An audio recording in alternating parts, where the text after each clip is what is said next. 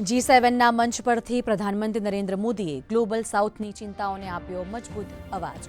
જૂની વિચારસરણીથી આગળ વધીને સમાન ભાગીદારી પર મૂક્યો ભાર। પ્રધાનમંત્રીએ પરસ્પર વિશ્વાસને ગણાવી આજની સૌથી મોટી વ્યૂહાત્મક મૂડી।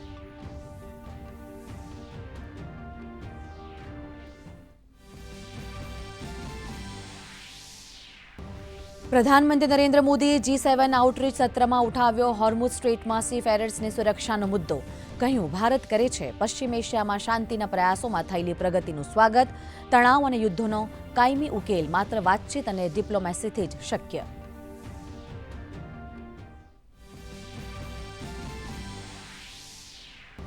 વર્ષોથી અટકેલા કિશાઉ બહુહેતુક ડેમ પ્રોજેક્ટ પર થઈ સહમતિ। કેન્દ્રીય ગૃહમંત્રી અમિત શાહની અધ્યક્ષતામાં મળેલી બેઠકમાં 6 રાજ્યો MOU પર હસ્તાક્ષર કરવા થયા સહેમત।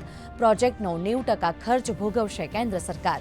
આ પ્રોજેક્ટ ટોન્સ નદી પર હિમાચલ પ્રદેશ અને ઉત્તરાખંડની સરહદે નિર્માણાધીન। નીટ યુજી પુનઃ પરીક્ષા પહેલા સરકારનો મહત્વ નિર્ણય। આજથી 22 જૂન સુધી ટેલિગ્રામ એપ પર ઓનલાઈન મેસેજિંગ માટે મુકાયો પ્રતિબંધ। NTA વિદ્યાર્થીઓના હિતમાં સરકારના નિર્ણયને આવકાર્યો।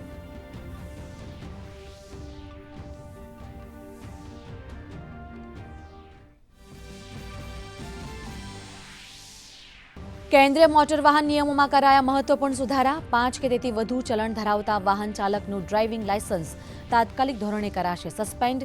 ઈ ચલણ સામે વાંધો રજૂ કરવા મળશે 5 દિવસ। તો રાજ્યના નાગરિકોને બાકી ઈ ચલણ સમયસર ભરી દેવા સરકારનો અનુરોધ।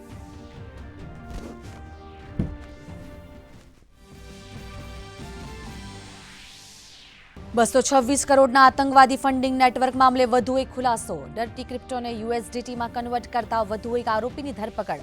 સાયબર સેન્ટર ઓફ એક્સલન્સની ટીમ અગાઉ 12 આરોપીઓની કરી ચૂકી છે ધરપકડ।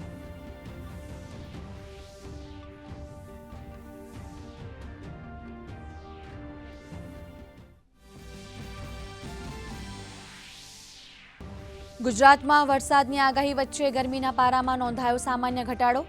અમદાવાદમાં સૌથી વધુ 40.6 ડિગ્રી તો ભાવનગરમાં 40.2 ડિગ્રી નોંધાયું તાપમાન। આજે દક્ષિણ ગુજરાતમાં રહેશે વરસાદી માહોલ। તો આજે પશ્ચિમ બંગાળના હિમાલયન વિસ્તારો અને સિક્કિમમાં ભારે વરસાદની આગાહી।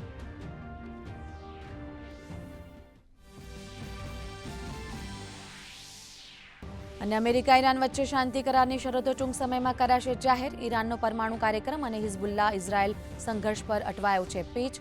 અમેરિકા ઈરાનના સંવર્ધિત યુરેનિયમના ભંડારને સંપૂર્ણપણે ખતમ કરવાની કરી રહ્યું છે માંગ, જ્યારે ઈરાન તેના પરમાણુ કાર્યક્રમને ગણાવી રહ્યું છે શાંતિપૂર્ણ।